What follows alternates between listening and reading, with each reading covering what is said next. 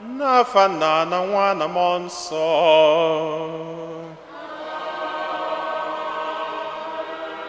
Ka ngọzi nke onye nwe anyị Jesu Kristi na ịhụnanya nke Chukwu Nna na ịdịkọ n'otu nke Mmụọ Nsọ na-enye dịrị unu niile.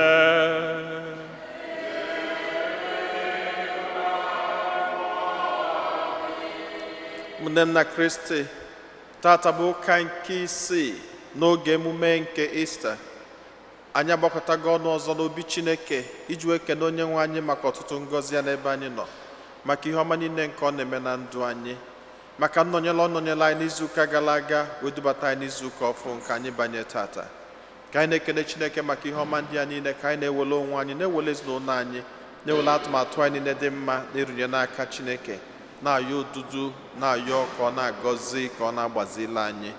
Anyị nwere ọtụtụ ebumnobi ndị ọzọ nke anyị ji gbakọta ọnụ n'aja masị n'ụwa, ka anyị runatazi anyị isi a na runye Chineke ebumnobi ndị ahụ niile.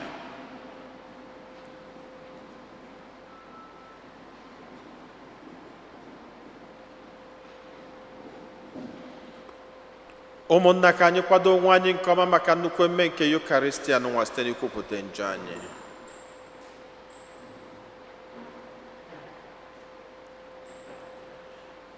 Ekwupụta ngwa Chineke ji ike niile na ọnụ ụmụnna m emegheela m nke ukwuu site n'echiche na okwu na omume, site n'ụzọ m kwesịrị na ngem, site na mmehie m, site na mmehie m, site na mmehie m nke kasịrị ukwuu.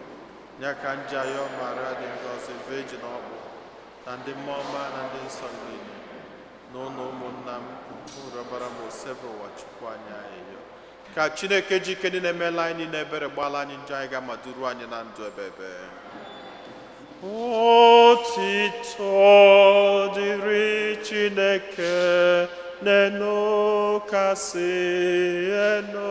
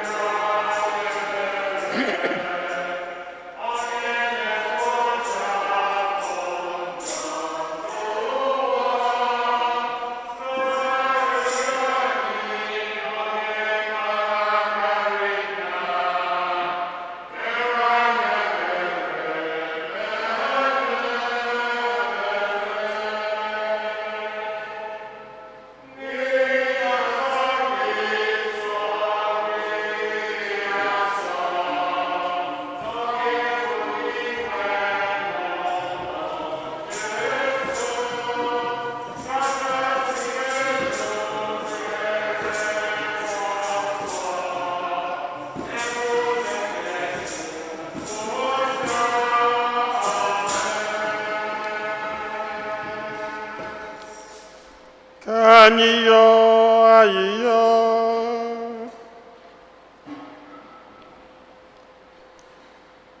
Chineke anyị, nzọpụta si n'aka gị abịara anyị, imeela anyị ụmụ gị, bịakwa kwe ka anyị kwụrụ n'ihu gị.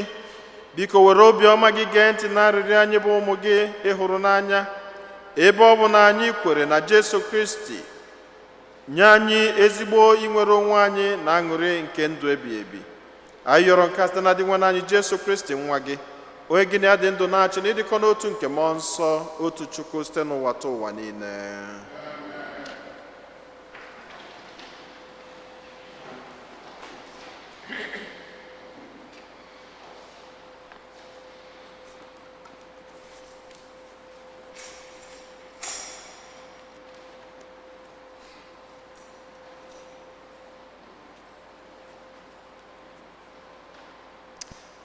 ihe ọgụgụ ewetara n'ọrụ ndị ozi n'oge ahụ ụfọdụ mmadụ wee si na Judea bịa na Antioch na-akụziri ndị ụmụ mmadụ n'ime Kristi sị, agaghị azọpụta unu ma ọ bụrụ na unu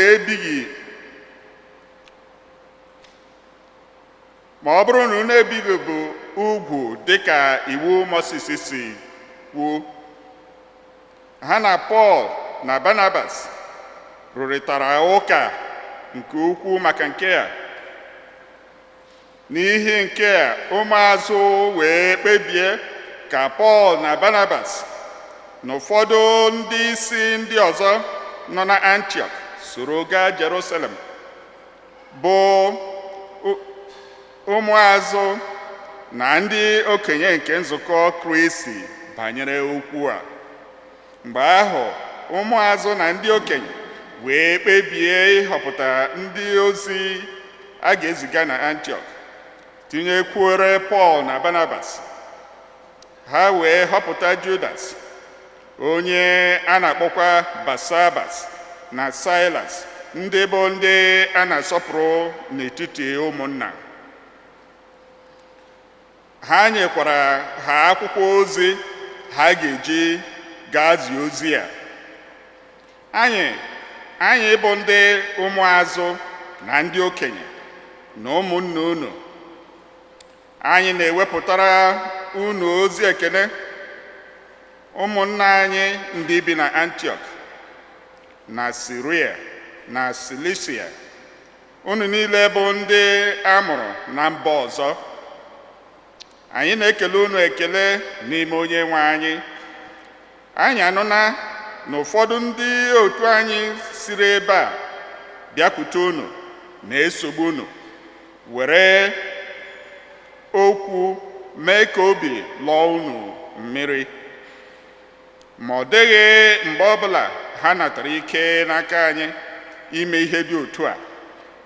N'ihi nke a, anyị ezukọọla were otu obi kpebie izitere unu ndị ozi ụfọdụ, ha na ndị anyị na ha anyị hụrụ n'anya bụ Barnabas na Pọl, ndị werela ndụ ha tụnye n'ihu aha na ozi nke Onyenwe anyị Jesu Kristi.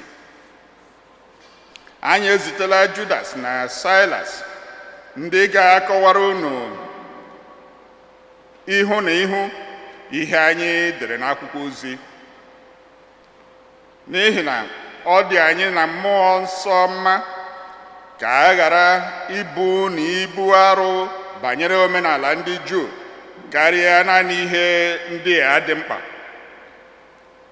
Unu erila ihe ọbụla ejiri chụọ àjà nye arụsị.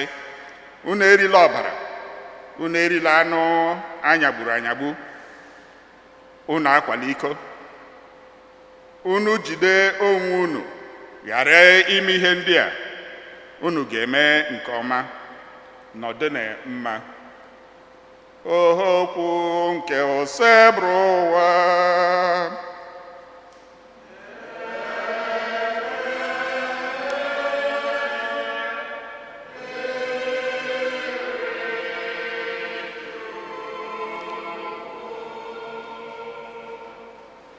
Chineke m, ka mba niile too gị.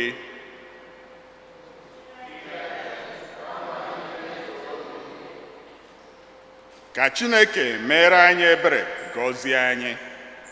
Ya mee ka ihe ya chakwasị anyị, ka esi otu a mata ụzọ gị n'elu ụwa, mba niile wee mata nzọpụta gị.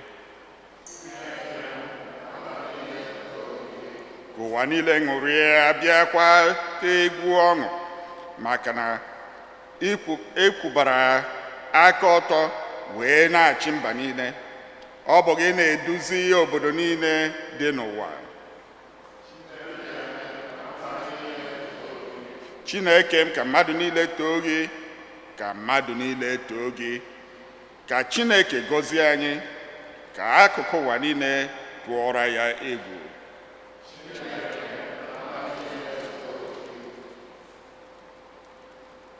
ihe ọgụgụ e wetara n'akwụkwọ Mkpughe. Mmụọ ozi ahụ wee bulie m n'ike mmụọ nsọ buga m n'otu ugwu dị n'oke elu. O wee gosi m obodo nsọ ahụ bụ Jerusalem ka o si n'eluigwe n'ebe Chineke nọ na-arịdata. O jupụtara n'ebube Chineke, na-enwu ma na-achakwa dịka nkume dịkasịrị oke ọnụ ahịa, dịka nkume jaspa, dịka nkume kristal. Obodo ahụ nwekwara mgbidi dị oke elu nke nwere ọnụ ụzọ 12, nwekwa ndị mmụọ ozi 12 ndị na-eche ọnụ ụzọ ahụ nche. E dekwasịrị n'ọnụ ụzọ 12 ahụ aha ebo 12 nke ụmụ Izrel. N'akụkụ ọwụwa anyanwụ nke mgbidi ahụ, ọnụ ụzọ 3 dị. N'akụkụ ọdịda anyanwụ, ọnụ ụzọ 3 dịkwa. N'akụkụ ugwu, ọnụ ụzọ 3 dị. N'akụkụ ndịda, ọnụ ụzọ 3 dịkwa. E wuru mgbidi obodo ahụ n'elu nkume ntọala 12.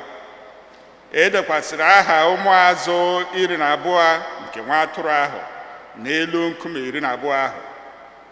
Ọ dịghịkwa ụlọ nsọ ọbụla m hụrụ n'ime obodo ahụ, n'ihi na Onyenwe anyị Chineke nke pụrụ ime ihe niile ya na nwa atụrụ ahụ bụ ụlọ nsọ ya. Ìhè si n'anyanwụ ma ọ bụ n'ọnwa adịghịkwa obodo ahụ mkpa, n'ihi na ebube Chineke na-enyekwasị ya ìhè. Oriọna ya bụkwa nwa atụrụ ahụ. Okwu nke osebrụ ụwa.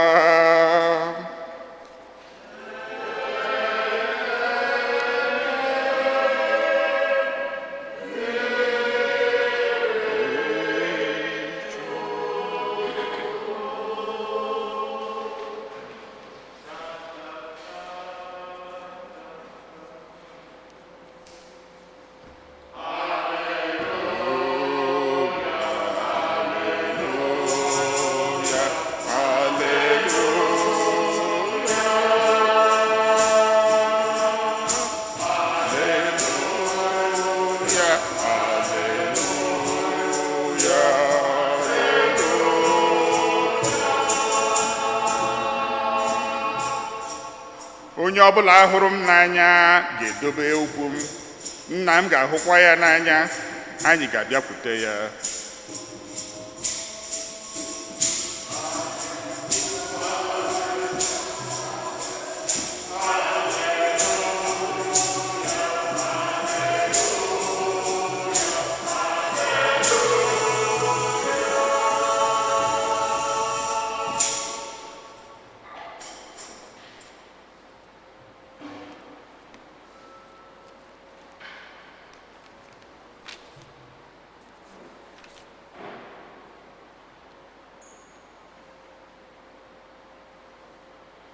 Onyenwe anyị nọnyelu unu.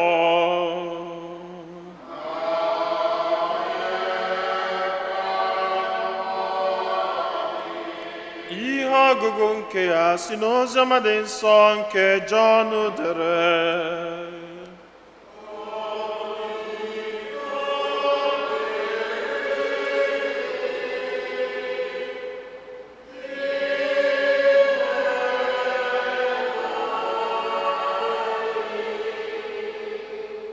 Jesu gwara ndị ụmụazụ ya sị, ọ bụrụ na onye ọbụla hụrụ m n'anya, ọ ga-edobe okwu m. Nna m ga-ahụ ya n'anya, anyị ga-abịakwute ya, mee ka ebe obibi anyị. Onye na-ahụghị m n'anya agaghị edobe okwu m. Ma okwu nke unu na-anụ abụghị nke m, kama nke Nna m bụ onye zitere m. Agwala m unu ihe ndị a ugbu a, mụ na unu ga-anọ, ma onye nkasi obi ahụ bụ Mmụọ Nsọ, onye nna m ga-ezite n'aha m, ga-akụziri unu ihe niile. Ọ ga-emekwa ka unu cheta ihe niile m gwara unu. Udo ka m na-ahapụrụ unu, udo nke m ka m na-enye unu. Ọ bụghị dị ka ụwa si enye udo ka m si enye ya unu. Kama ka obi unu ghara ịlọ mmiri, ka unu gharakwa ịtụ ụjọ. Unu anụla na agwara m unu na aga m ala, ma emesịa aga m alaghachikwutekwa unu. Ọ bụrụ na unu hụrụ m n'anya, unu gara aṅụrị ọṅụ na ana m alakwuru nna m, n'ihi na nna m buru ibu karịa m. Ugbu a agwala m unu ihe a tupu o mezue, ka ọ ga-abụ mgbe o mezuru unu ekwere. Oziọma nke ose bụ ụwa.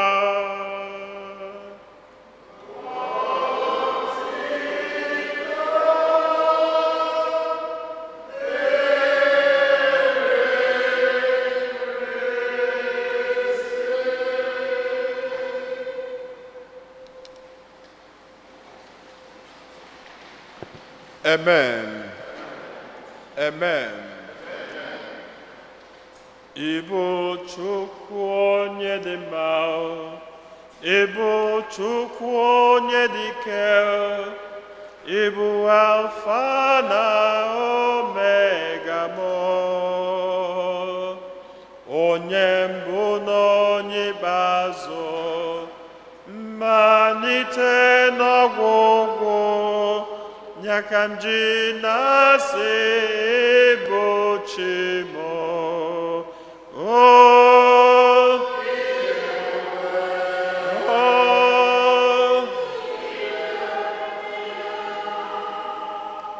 Ịbụ Alfa na Omega m, onye mbụ na onye ikpeazụ, mmalite n'ọgwụgwụ. Ya ka m ji na-asị n'ịbụ Chi m. Ụtọ dịrịnụ Jesu, onye jisi ike ruo n'eze. Tata bụ ụka nke isii n'oge emume nke Ista. Tọzdee na-abịanụ bụ gịnị?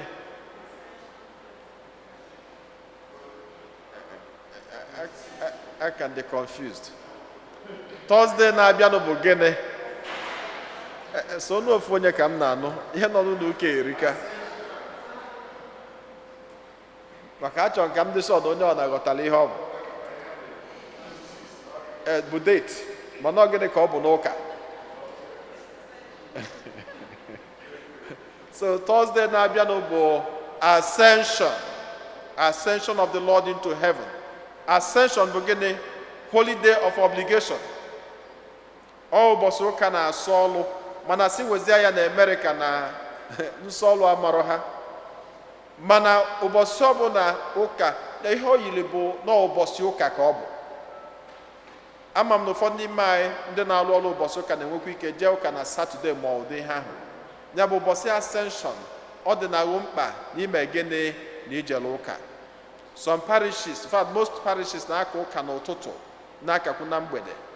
Most parishes bụ ha ka nke ụtụtụ na morning mass, then ha etinye evening mass either 7 o'clock, 7:30 or 8 o'clock. So ọ bụgodị na ijele ọrụ in the morning na ị nwere ike ije ụka, ịgba mbọ na mgbede ịnata ịrụ onwe gị arụ ụka, jee ụka. Ihe ndị a niile nwechalụ ngọzi na-eso ha niile abịa ime ihe ụka kụziri malụ mmarị nne. So nke ahụ bụrụ ofu. Denu tata dị nwa anyị Jesu Kristi zutere ụmụazụ ya. Okwu niile o kwuru bụ okwu gbadoro n'ịfụnanya. Ọ sị ha na ọ bụ na unu fụrụ m n'anya, onye fụrụ m n'anya ga-eme gịnị? Ga-edobe okwu m. enwero ka ị ga-esi wee sị mmadụ na-efuli ya n'anya mana ide m ihe okwu. Ọnọdụ ka ụmụaka, sometimes you say to mommy, "Mommy, I love you. Mommy, I love you so much. Oh, mommy, you're a darling. Mommy, you're this. Mommy, you're that." Sometimes when you say, "Mommy, you're a darling," or "Mommy, I love you," when they buy gifts for you, if mommy buys or daddy buys a shoe, a cloth for you, all that will be coming out from your mouth is, "Mommy, I love you. Mommy, daddy," and all that and all that. It is not gifts that's an indication that you love mommy. It is mommy's indication of loving you. Then what is your own duty? Let's say they gave you food and you finished eating. It's a sign of their love for you. What is your own sign of love for them? That you are able to wash the dishes. If after eating, you pack all the dishes in the sink and then head to your room and you're playing video game, and then the next minute you say, "Mommy, I love you," is that true? It's not true.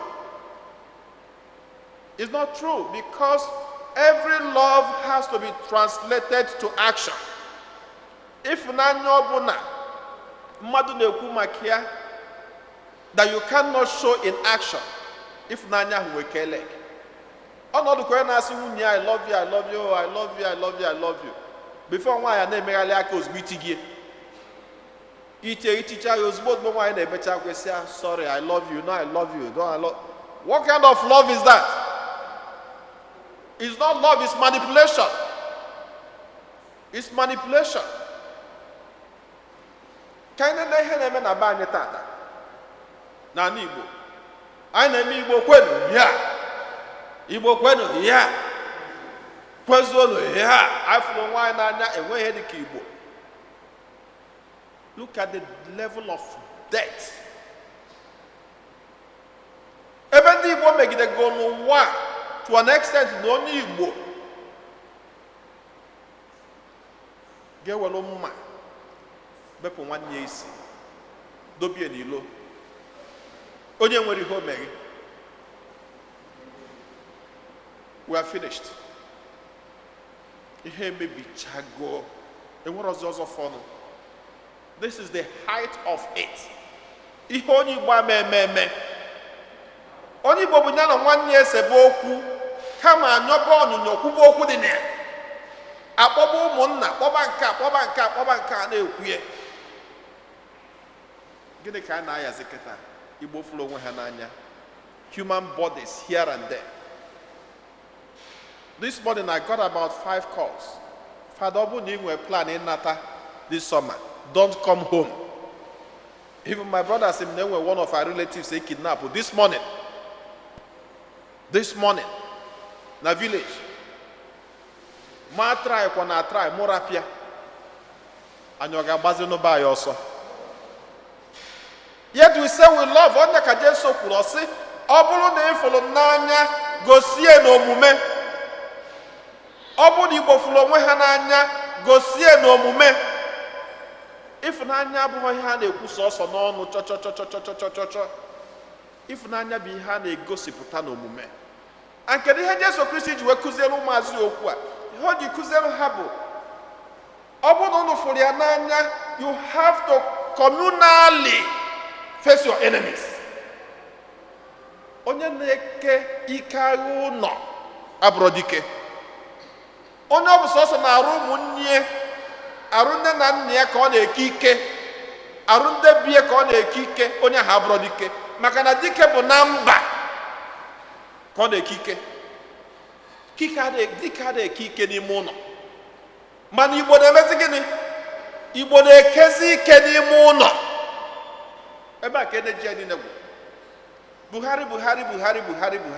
Buhari eji nwayọọ bịa Ebonyi steeti, ọ bịacha ome gịnị? Ọ na dị na gbadata Anambra steeti tụtụkọba ụmụnna anyị niile egbu. Osibanjo bịa Owerri, ọ nọcha ome gịnị? Ọ na anyị agbadata jebe Abia steeti kpụrụ ụmụnna anyị niile egbu. Is that what love is all about? Is that what it's all about? Is that where we are going to? Ụmụnne nna Kristi, ịgwa gị nke bụ eziokwu, amamihe m na-ekwu n'okwu Chukwu tata. because Adam is totally demoralized. Ihe abụọ ebe a na-agwazi mmadụ Jesu si Jesu asịrọ. Kama na ihe mma bụ na anyị nwere nnukwu problem.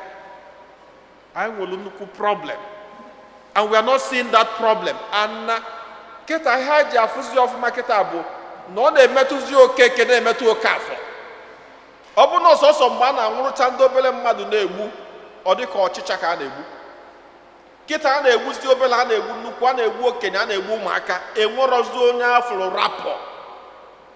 Is it what we are? Is it what we are? Ụmụnne m, olugokwo ka a ga-eji m ekpele ji m ihe ọbụla enwere etu ọbụla esi emie, because this has to stop. If this doesn't stop, we are finished. We are finished as a people. But ofu ihe mma bụ na at the end of every tunnel, there is always a light. Anya menwena tanya bụ nkoropụ. Anọ nya ka Jesu ji wee ka ụmụazụ obi tata. Maka ihe o mere ha bụ tata bụ gịnị? Ọ kalụ ha obi. Wee sị ha, udo dịla unu. Let your hearts not be troubled. Ụjọ atụ n'ụnọ maka na ya ga-ezitela unu mmụọ nsọ. And that's why the disciples in the first reading were able to face the challenges of their lives. This is the height of the challenges. Maka anyị nwa bụ ndị Igbo. Igbo ka anyị fụ n'onwe anyị n'anya. Onye na-eke ike ụnọ, onye ọ bụ ya na ụmụnne ya nọdụ, ọ na-awụ n'elu, onye ahụ abụrụ dike. Ezigbo ọgụ bụ ọgụ ilo, ọ bụrụ ọgụ ụnọ. Ka Chineke gọzikwa n'anyị niile. Ka mmụọ nsọ nke Chineke nke anyị na-ene anya ọbịbịa, nke ga-abụ ascension gasịa na Thursday. By the upper 2 Sundays, the Spirit of God will come. Ka mmụọ nke Chineke mepee anya anyị. Ka mmụọ nke Chineke mepee obi anyị. Ka mmụọ nke Chineke nye anyị nghọta mile emi. Ịma where we are going.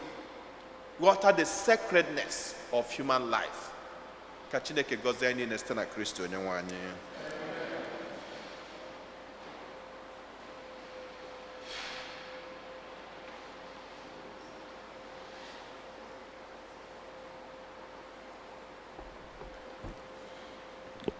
Ekwe m n'otu Chineke.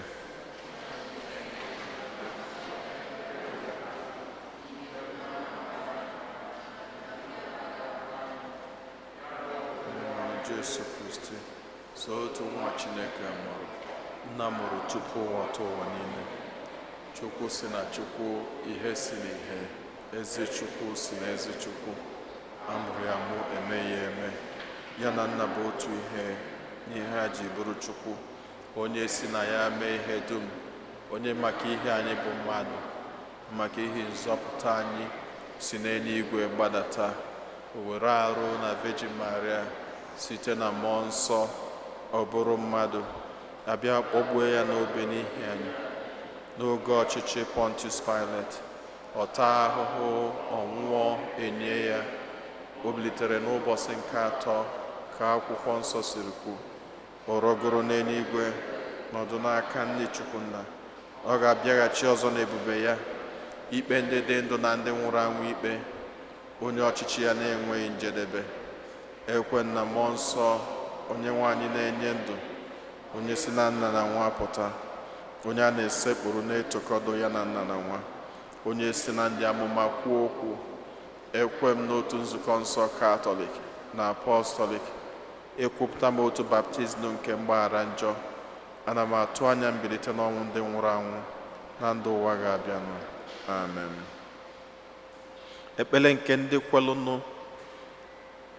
Mmadụ ịtọ ga-edu anyị n'ekpele. Chineke onye fụrụ anyị n'anya, anyị ewelugo ọnọdụ anyị, anyị na-achọ iwere ọnọdụ anyị, ebumnobi anyị na mkpagbu anyị na-achọ igosipụta gị, n'ihi na anyị ma na ịbụ Chineke ji ike niile. Ọ bụ gị bụ Chineke na-azụ anyị. Anyị na-ayọ ka iche ntị ma nụrụ anyị ya anyị.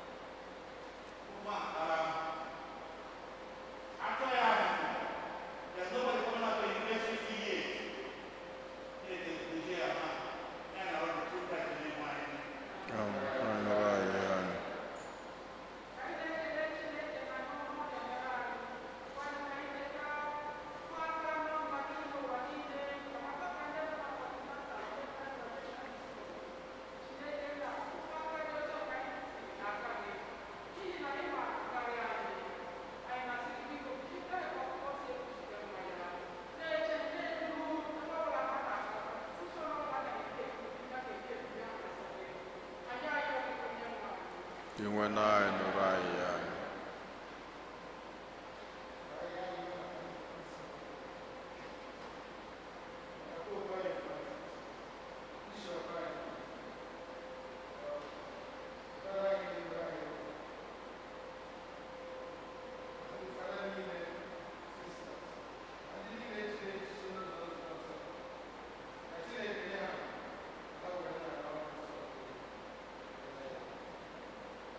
Inwe na anyị nụrụ anyị ya. Ka anyị natazia n'isi a narụ nye Chineke bụ n'obi ndị ọzọ.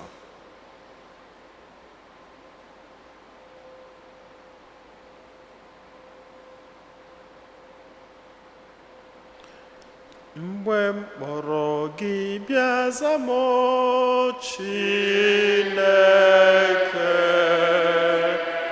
mgbe m kpọrọ gị bịa za m, onye nwe m, mgbe m kpọrọ gị bịa za m, Chineke, bịa kpọrọ gị bịa za m, enenanya n'azụ m. Chineke efula anyị n'anya, anyị ewelugo ọtụtụ ebumnobi anyị, ọnọdụ ndụ anyị, ezinụlọ anyị, ụmụntakịrị anyị, anụ Igbo be anyị, na ndị Igbo niile ebe ọbụla anyị nọ na-erunye gị n'aka. N'ụzọ pụrụ iche tata ịkụziri anyị nnukwu nkụzi maka ịfụnanya, na ịgwala anyị na onye si na ya fụrụ n'anya ya gosipụta ya n'omume. Anyị na-ayọ ka inye anyị ume na nghọta miri emi nke anyị ga-eji wee na-egosipụta n'omume anyị ịfụnanya nke anyị nwere n'etiti onwe anyị. Anyị yọrọ nke a site na Kristi Onyenwe anyị.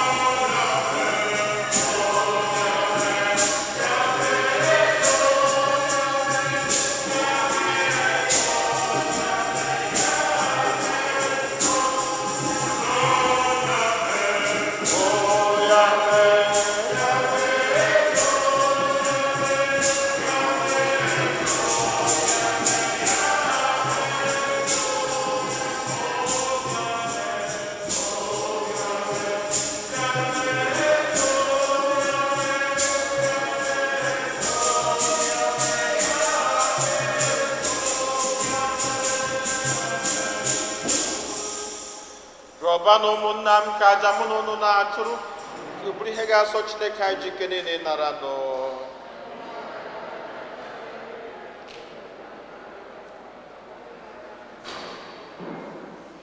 Onye nwe anyị, ịkpọla anyị ka anyị bụrụ ndị na-eso gị, ịsachapụla anyị mmehie anyị niile. Biko nara arịrịọ na onyinye anyị na-ehunyere gị, mee ka anyị kwesị ịnata ihe ọgbụgba ndụ nke nnukwu ịhụnanya gị. Anyị yọrọ nke a site na Kristi onye nwe anyị. Onye nwe anyị na onye lụnọ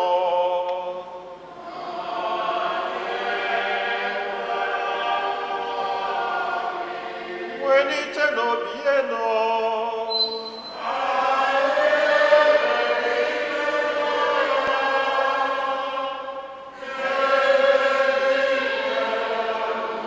Ka anyị nye n'ụdị nwe n'Chukwu anyị ya ekene.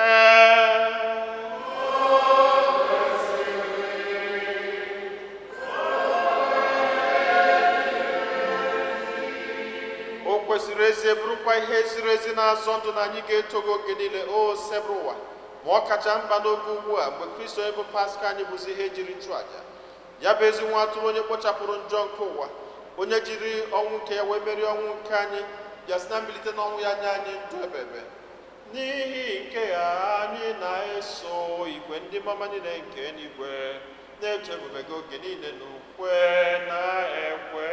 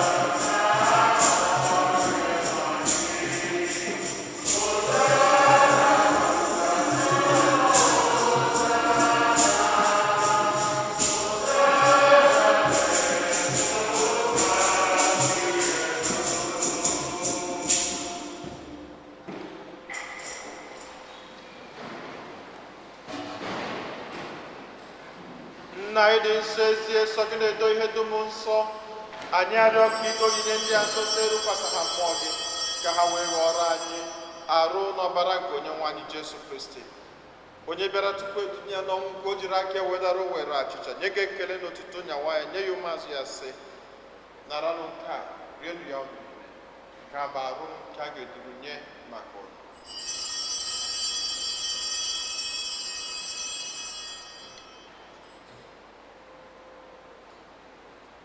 Otu akwa ka o si mee mgbe ha richara nri anyasị o buru iko mmanya nyekwa gị ekele n'otuto bunye ya ụmụazụ ya sị naranụ nke a ṅụọnụ ya ọnụ niile nke a bụ iko nke ọbara m nke ọgbụgba ndụ ọhụrụ dị ebebe a ga-agba ya n'ihi na n'ihi mmadụ niile ka e were gbaghara njọ na-emenụ nke a na ncheta nke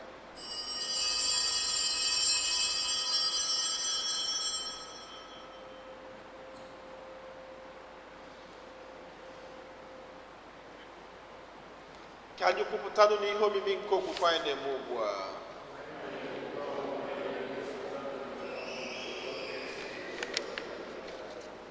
Nna, na ncheta nke ọnwụ na mbilite n'ọnwụ nke nwa gị anyị ebunye gị achịcha nke ndụ na iko nke nzọpụta anyị na-ekele gị n'ihi na ị kwere ka anyị dị mma ikwuru n'ihu gị na-efe gị anyị ji ume na-ayọ ka anyị bụ ndị na-anata arụ n'ọbara nke Kristi bụrụ otu site na njikọ nke mmụọ nsọ. Nna, cheta nzukọ gị gazuru ụwa niile merụ ka ịhụnanya gị jupụta ya gọzie pope anyị bụ Francis na bishọp anyị bụ Robert na ndị ofe ọta gị niile chetakwa ụmụnne anyị ndị ji okwe wega na ezumike nke ọnwụ kpọbata ha na ndị ọzọ niile nwụrụ anwụ n'ihe nke ebube gị biko meela anyị niile ebere ka anyị soro Virgin Maria dị ngọzi nne nke Chukwu na ndị apọstọl na ndị nsọ gị niile ndị mere uche gị na ọwa eketa ndụ ebebe ka anyị sorokwana ha na-eto gị na-edo gị ebube site na Jesu Kristi nwa gị.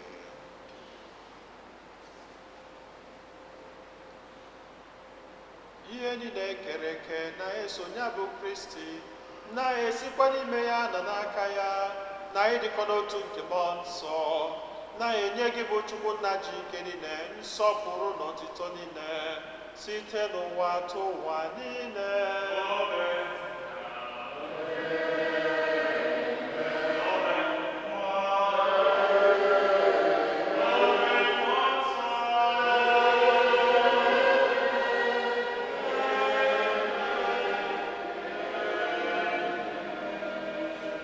Ụmụnna, ka anyị were ebere na onye nzọpụta anyị kụziri anyị were ebe ọkụ wee Chukwu nna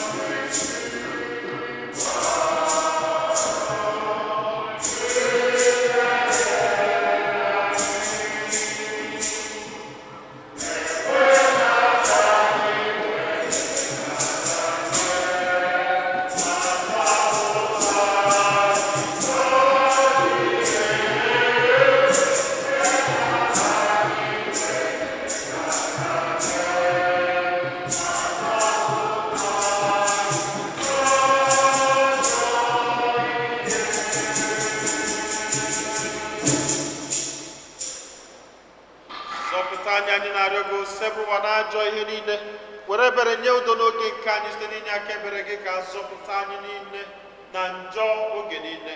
Anyị were gbanahụ nsogbu niile, were nchekwube dị nsọ na-atụ anya maka mbịaghachi ka onye nzọpụta anyị Jesu Kristi. Onye nwe anyị Jesu Kristi, onye gwara ndị apọstụl gị, udo ka m na-arapụrụ n'udo nke m ka m na-enye unu, elekwara anya na njọ anyị, kama lekwasị anya n'okwukwe nke nzukọ gị. Nye ya udo na-edikọ n'otu mgbe niile ka uche gị siri chọọ, gị bụ onye dị ndụ na-achị ebe ebe. Udo nke ose bụ ụwa dịrị unu mgbe niile.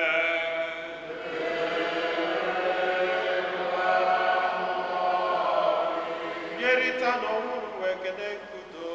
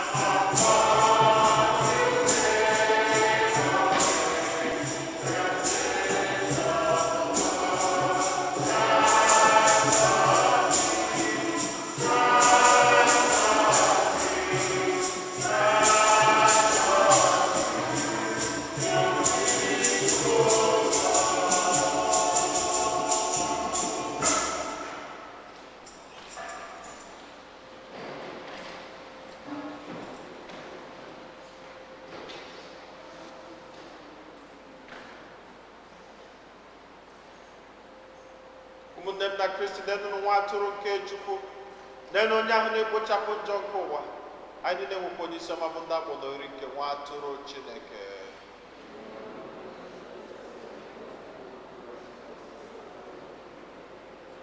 Ka arụ n'ọbara Kristi chekwaba anyị niile wee ruo na ndụ ebebe.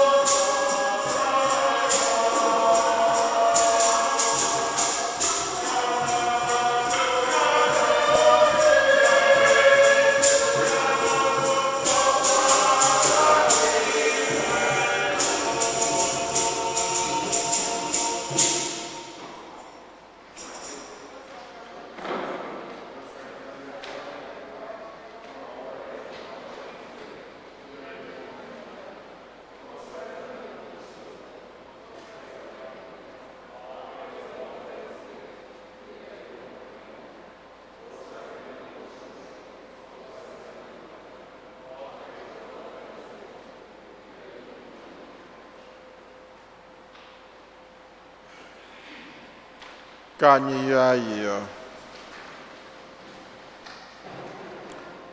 Chineke pụrụ ime ihe niile, nna dị ebighị ebi, ịkwadola anyị maka ndụ ebighị ebi n'ime mbilite n'ọnwụ Kristi. Biko mụbaa n'ime anyị mkpụrụ ọgbụgba ndụ nke mbilite n'ọnwụ nwa gị, hụnyekwa n'ime obi anyị ike sitere na nri nke nzọpụta anyị. Anyị yọrọ nke a site na Kristi Onyenwe anyị.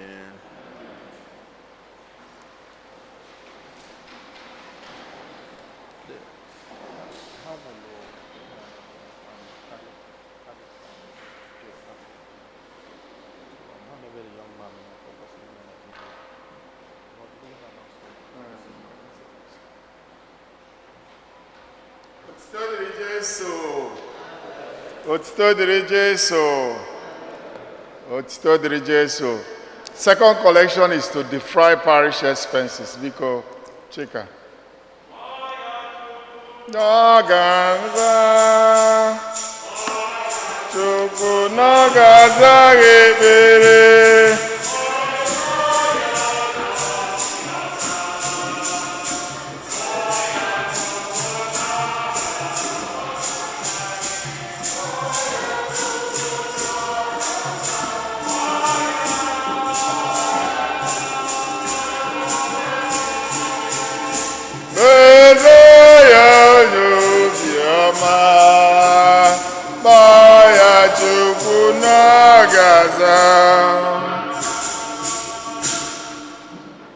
Otito dịrị Jesu.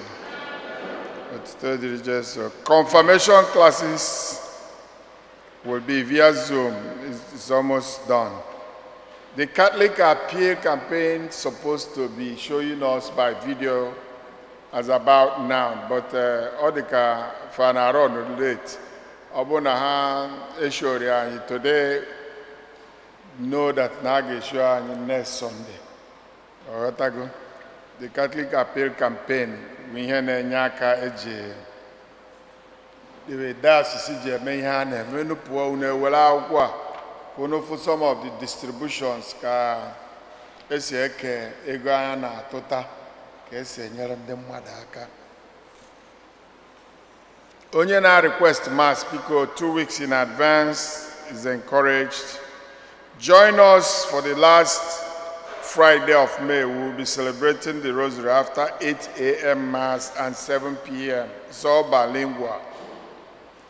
We are still accepting donations for our flower cycle. 22 is still available. And the minimum donation is $25. We're calling the Solomon and Abaka.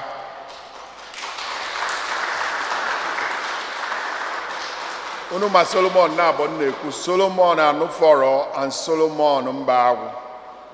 They are the wardens today.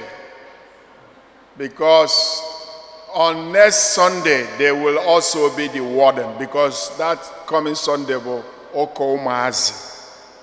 Children Mass. Solomon, you hear me? You people will repeat the warden coming Sunday. And the following will do the reading that day. Ngozi Konkwo and Kenechi Nweke.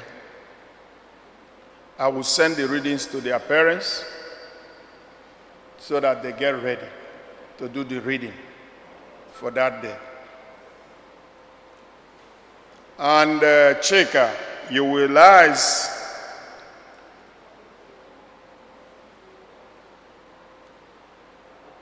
he won't be around? Next month, can I get video? Huh? Okay, for choir. Okay, can I go do reading and this thing, warden, this coming Sunday, which means ndị ọzọ Chioma will still serve next Sunday with possibly kedu onye ọzọ nọ here. Okay, Chinwike, you will serve next Sunday. You looking at who? Oh, sorry, I called you Chumika. What the Chumika? Chukudalo. Manafa one day we have. Utodiri Jesu. And Biko, I only got 2 measurements from 2 parents for the altar servers. And then we need a measurement. Oginime. I didn't get measurement from who is here. I didn't get from you. Your daughter is not here too. Oloma. Or not on here. Or can I serve in your measurement? Because him one can one father see measurement. Kaya kwa talanga akwa. Solomon. Mbagu in your measurement. Mbagu, sorry. Not Solomon, no your mwai. Waka no nwoke da chite. Awakwa na nwoke chiri na enwe yon eme. Father negotiate. Okay. They will show us the yes. Let me go. I am birthdays. Birthday, Chika. Oh my God. And then the BC.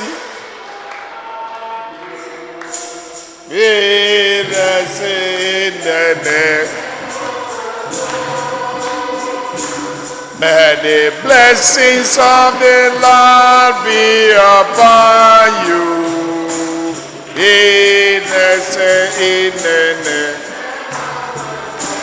Happy birthday.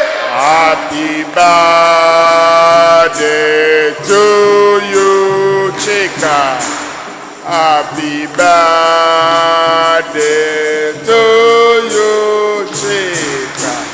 Happy birthday to your Chika.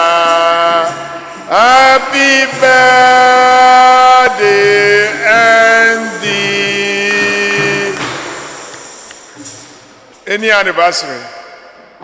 No anniversary. Please watch the monitor for the Catholic appeal. Can you watch?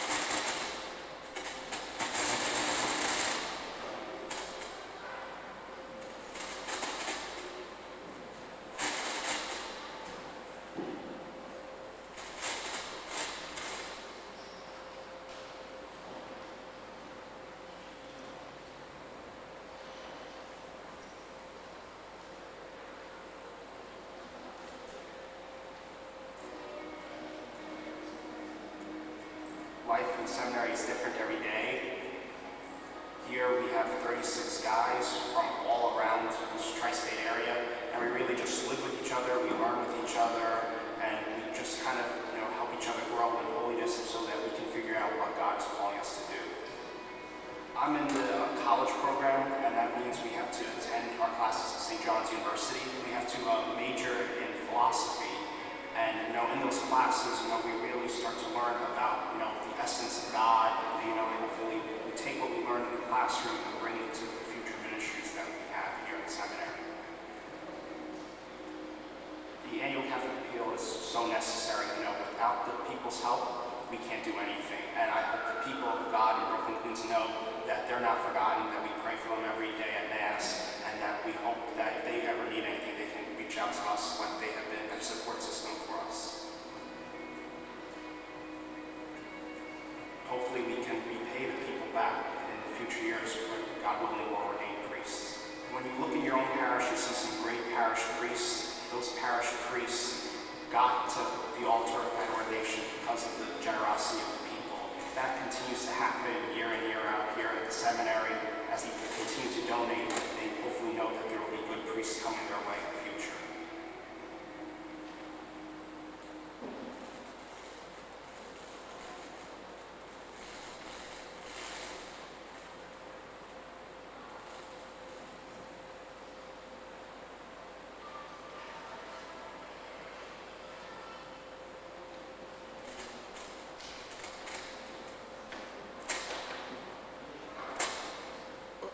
Otito Drinu Jesu.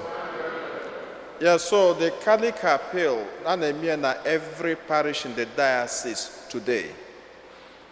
And Onomofuma no Nweke explains this like every year. Ihabu Ogwo parish eji azụ ụmụaka ga-echi fada. Eji enyekwulu ndị fada no retirement aka ma ndị sister ma ndị brother. Ebe a ka esi enwetekwu ego eji sponsor immigration. I remember na some of us they go na migration office. Go from this benefit here because ije kwuo lawyer, email give green card more citizenship. You know what it costs. My diocese does it for free. All you do is just bring yourself. They fill every form, submit, and follow it up for you. Ebe a ka esi enwetekwu ma ego eji eneta ndị fada arụ adịrọ ma ndị nwe problem housing and all that. In fact, ihe ji ego America, I think na nwere parish anyị nwere a particular amount anyị kwesịrị inwete, but ihe a na-eme bụ ọ bụ na nweta karịa ego let's say na enyelu St. Fortunata $20,000. Ọ bụ na St. Fortunata nweta more than $20,000, let's say na ha nweta 25, then the remaining $5,000 is brought back to the parish. Then the diocese say well 20, then the 5,000 for na-enye within a parish ka parish nwekwa ike wele we na-arụ ọnụ ihe ndị ọzọ niile ha na-arụ ọnụ. So this is your generosity for the church through the year. Obugodi na ijiri ego keta, you can just make your pledge. And onye ọbụla can do this from now till 31st of December. Ya bụ ọbụrụ ihe ọ ga-abụ ime tata, asị gị kwụọ ya tata. Or something you can hold or you can pay until 31st of December 2022. So biko seto akinyelo ụka aka sikweto awenyelo diocese anyị aka. Ya ban mekenezi onye ọbụla bịalụ tata. Unu anyị na-afụ na chọọchị anyị pelu mpe. Amara m maka mana I think na enotisikwu m ya na my own church. Amara m ọsọma. Amara m ọsọma butelia. But we can also bring people to come to church. Ya kasa nweke kwulu ụmụaka ka ekwu ukwe next Sunday. Mana logistics ya dịchabero through. So by next month, ha ga-adịzi ready to blow. Ya bụ ka anyị seto a ifo ala kemetu ihe ha na-agbaghalị. Alisika, let's involve them n'ihe a na-eme. Ma ndị altar servers, I thank all of you. Ka Chineke gọzie anyị niile site na Kristi Onyenwe anyị. So chetakwanụ ka unu jụọ ụka na Thursday, Ascension. Remember to go to Mass on Thursday for Ascension. Onye nwe anyị na onye lụdọ.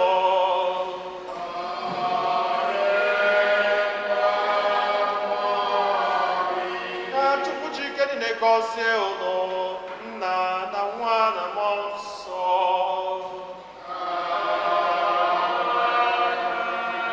Na banụ misa gwụsịgo.